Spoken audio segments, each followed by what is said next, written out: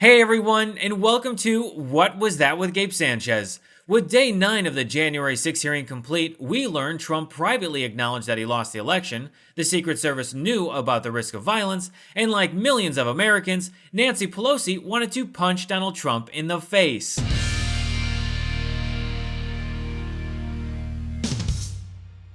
Brad Parscale, a senior advisor to Trump's campaign, told the committee that as early as July 2020, Trump said he intended to declare victory regardless of the outcome of the election, which makes sense when you remember back in September 2020, Trump said that he would not commit to a peaceful transfer of power. Well, we're going to have to see what happens. You know that I've been complaining very strongly about the ballots, and the ballots are a disaster. I understand that, but people are rioting. Do you commit to making sure that there's a peaceful transfer of power? We want to get rid of the ballots, and we'll have a very peaceful.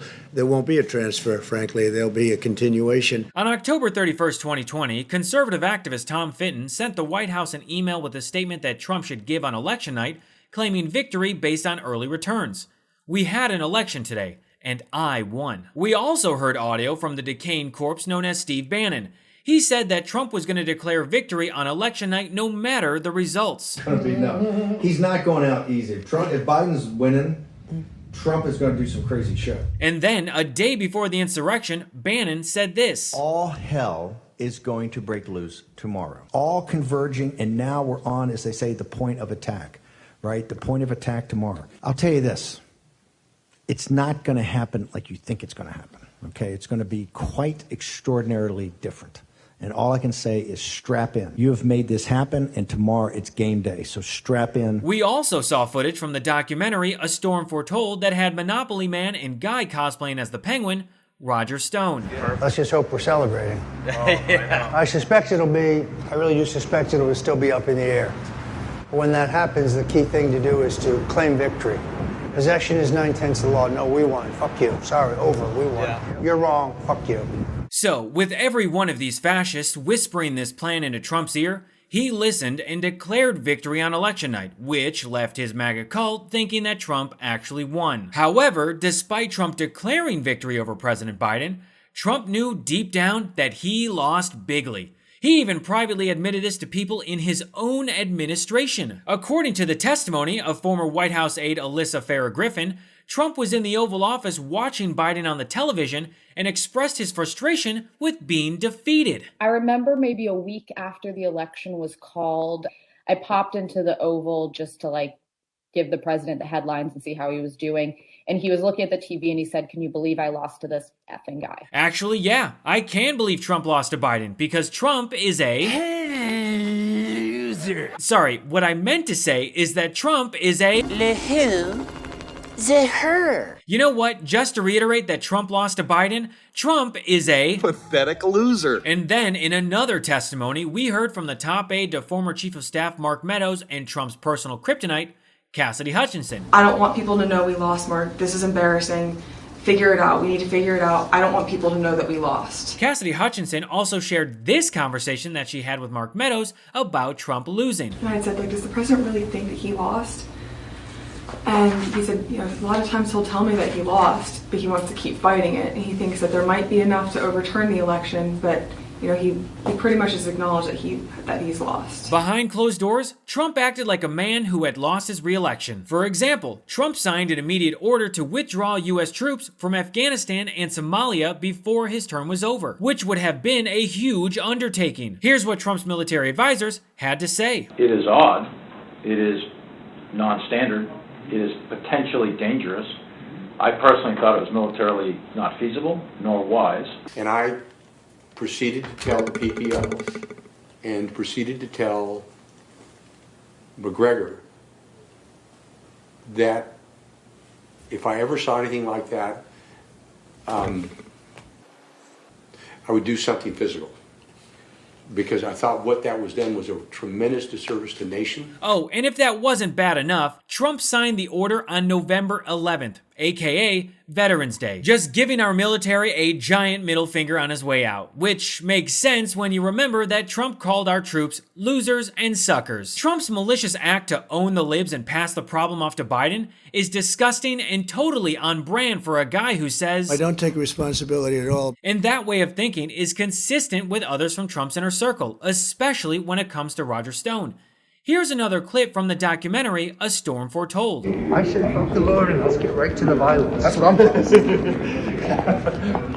It's no point.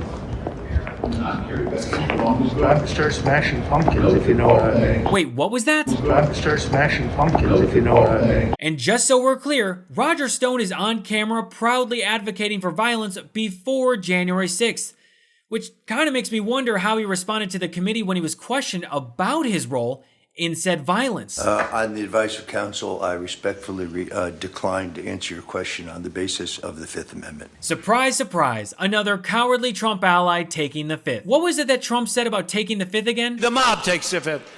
If you're innocent, why are you taking the Fifth Amendment? Now, Roger Stone wasn't the only one advocating for violence on January 6th. We learned from the committee that the Secret Service was informed about other threats of violence at the Capitol. These threats were discovered in some of the more than 1 million electronic communications that the Secret Service turned over to the January 6th committee in response to a subpoena. And while there are still a lot of unanswered questions surrounding the erased text messages from Secret Service agents around the insurrection, the committee obtained warnings about the violence before January 6th, as well as real-time reports of weapons in the crowd ahead of Trump's speech at the Lips. As early as December 26, 2020, Secret Service officials were sharing one tipster's warnings that the Proud Boys were planning to march into Washington and violently overrun Capitol Police. The tipster wrote, "Their plan is to literally kill people. Please take this tip seriously and investigate further." Then, a day before the insurrection, the FBI briefed the Secret Service that right-wing groups were establishing armed QRFs, or Quick Reaction Forces. Groups like the Oath Keepers were standing by at the ready should POTUS request assistance on January 6th, and had stashed weapons in Virginia for more violence that night. Now, what I find odd is that on June 23, 2021, FBI Director Christopher Wray told the Senate Judiciary Committee this. What we did not have, to my knowledge at least, is intelligence indicating that hundreds and hundreds of people were going to breach the Capitol complex. And then on August 4th, 2022, Wray said this. We did not have, I think, any specific credible intelligence that pointed to thousands of people breaching the Capitol. And this is not the first time that we've seen a lack of leadership from FBI Director Christopher Wray. If you recall, Wray did not investigate the 4,500 tips about Brett Kavanaugh during Kavanaugh's Supreme Court confirmation hearings.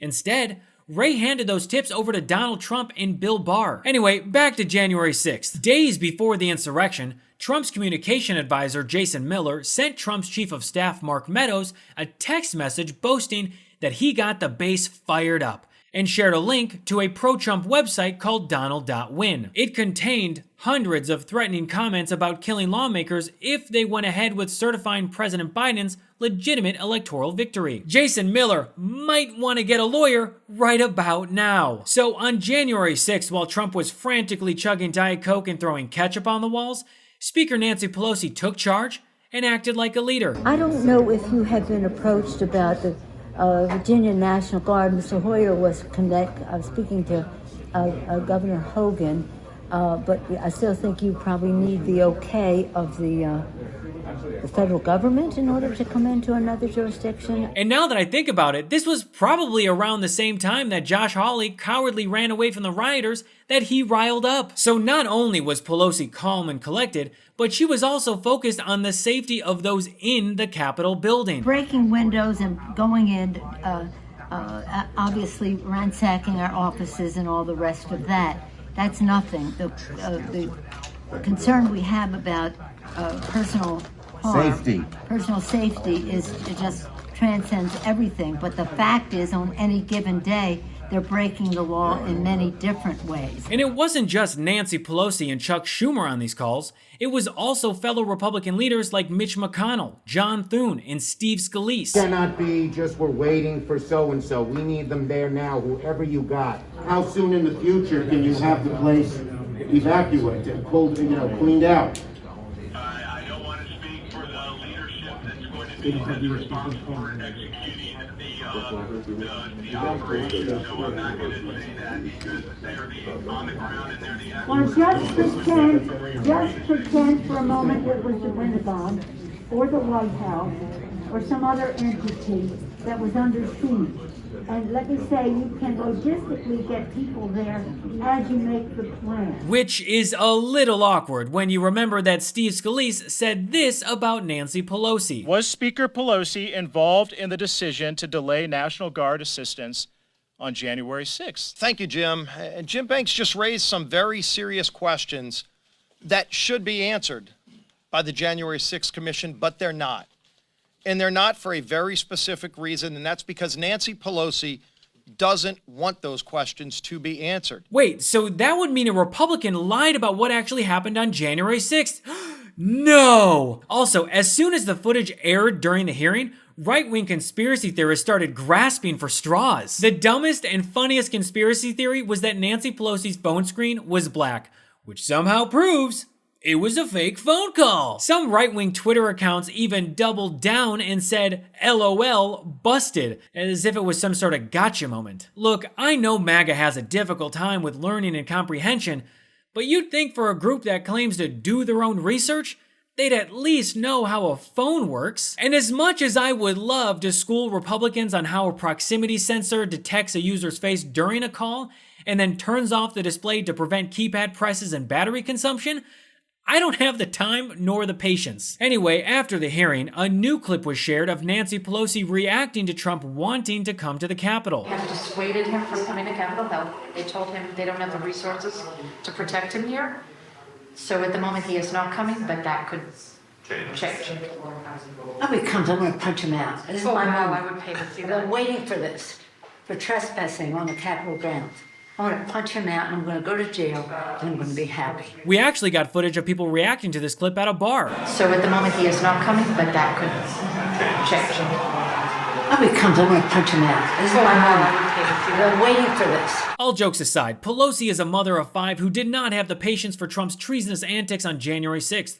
She even recently went on to MSNBC to double down on what she said. I said I would have punched him out, I would have gone to jail, and I would have been happy to do so. Would you have done it? For our country. He wouldn't have had the courage to come to the Hill. He's all talk. And let's be real, the wrinkly orange five-time draft-dodging Bone Spurs traitor would absolutely cry if Pelosi punched him. So the fact that Trump didn't do anything on January 6th to prevent the Capitol from being attacked shows that he wanted violence. It shows that he wanted to declare martial law. And it shows that he probably hoped for certain people's assassinations.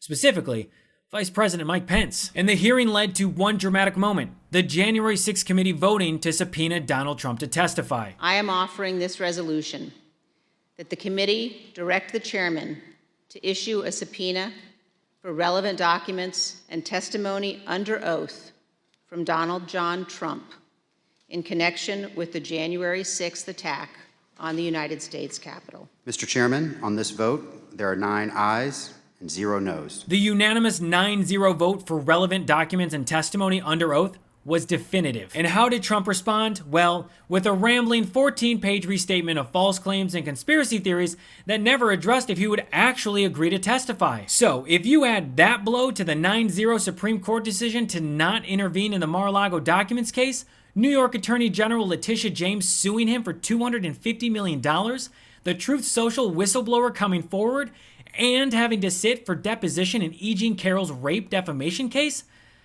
Donald Trump is and honestly, I couldn't be happier. Well, I'm Gabe Sanchez, and this has been What Was That?